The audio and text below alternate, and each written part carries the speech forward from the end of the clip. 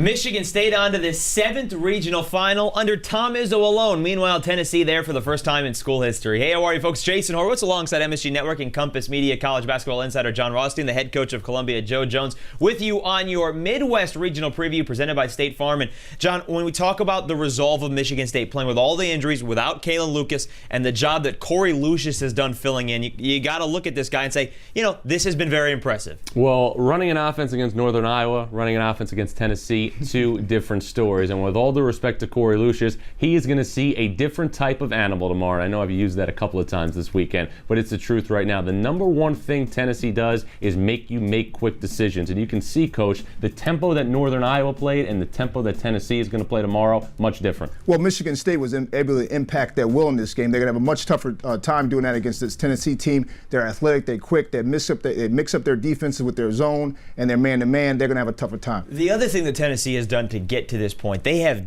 dominated teams in the paint. Not just beaten teams, dominated. 60 points in the paint in the second round, 50 points in the paint in the regional semis to beat Ohio State. Can they do that against Michigan State with Wayne Chisholm? Well, Michigan State really struggled to rebound the ball in this game against in their first game. Chisholm is a handful inside. He has an array of different moves.